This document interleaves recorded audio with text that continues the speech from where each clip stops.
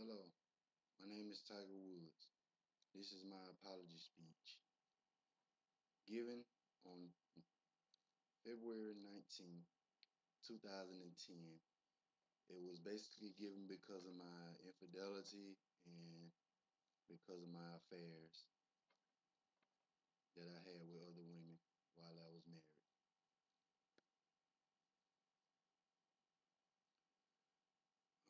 Good morning, and thank you for joining me.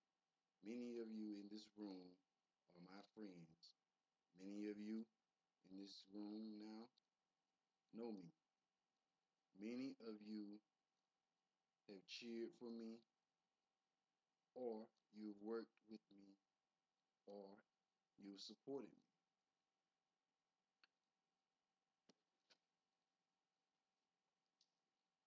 Now, every one of you has good reasons to be critical of me. I want to say to each of you, simply and directly, I am deeply sorry for my irresponsible and selfish behavior I engaged in. I know people want to find out how I could be so selfish and so foolish. People want to know how I could have done these things to my wife, Ellen, and to my children.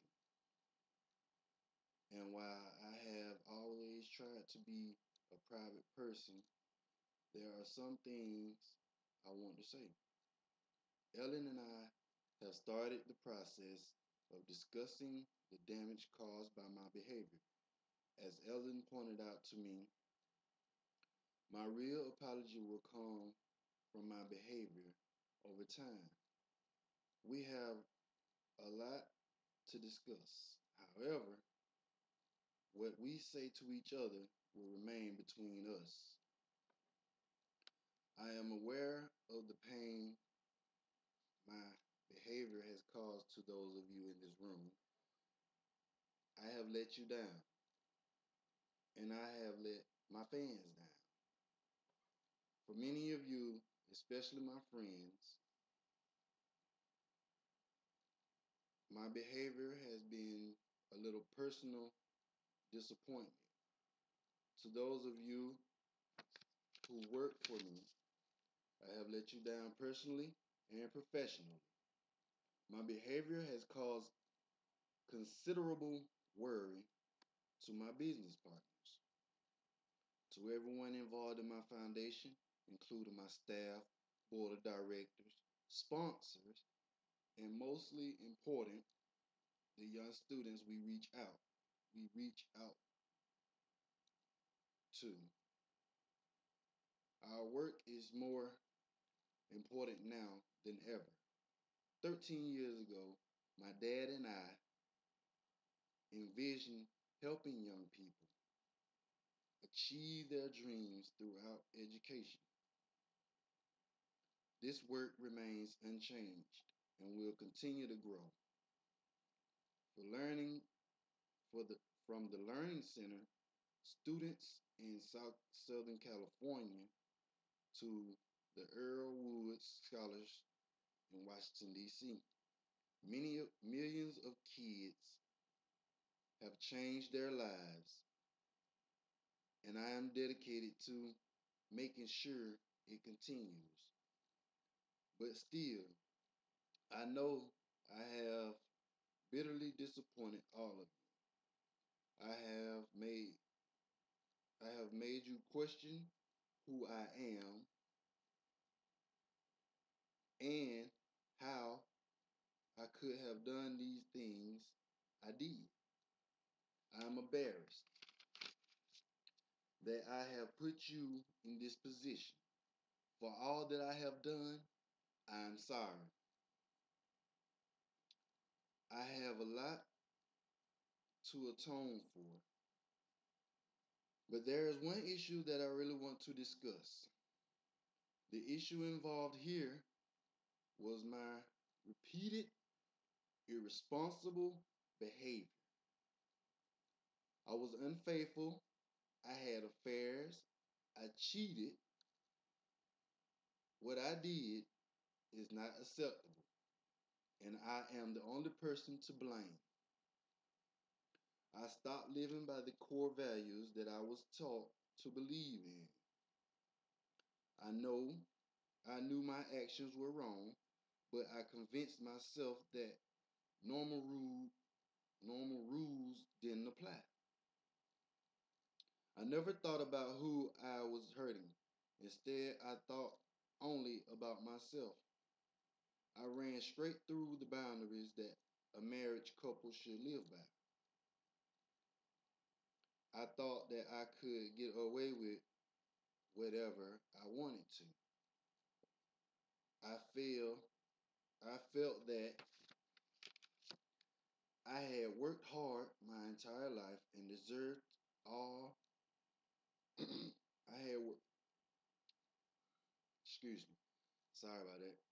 I felt that I had worked hard my entire life and deserved to enjoy all the temptations around me. I felt I was entitled thanks to many thanks to money and fame. I didn't have to go far to find them. I was wrong. I was foolish. I did not I don't get to play by different rules. The same boundaries that apply to everyone else apply to me. I brought this shame upon myself. I hurt my wife, my kids, my mother, my wife's family, my friends, my foundation, and kids around the world who admire me. I've had a lot of time to think about what I've done. My failures are made, my failures have made me look at myself in a way I never wanted to before. It's now up to me to make amends, and that starts by never repeating my mistakes I've made. It's up to me to start living a life of integrity.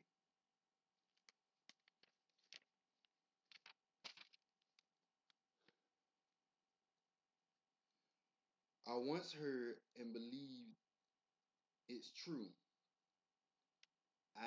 It's not what you achieve in life that matters. It's what you overcome. Achie- Achievements on the golf course are only part of setting an example. Character and decency are what really counts. Parents used to point at me as a role model for their kids. I owe all those families a special apology. I want to say to them that I am truly sorry. It's hard to admit that I need help, but I do. For 45 days, from the end of December to early February, I was in inpatient therapy, receiving guidance for the issues I'm facing. I have a long way to go, but I have taken my first steps in the right direction. I recognize I have brought this upon myself, and I know, excuse me, above all, I am the one who needs to change. I owe it to my family to become a better person, and I owe it to my friends to become a better man. That's why I'm going to focus all my attention to doing just that. As I move forward, I will continue to receive help because I have learned that that's how people really do change. Starting tomorrow, I will leave for more in treatment and more therapy.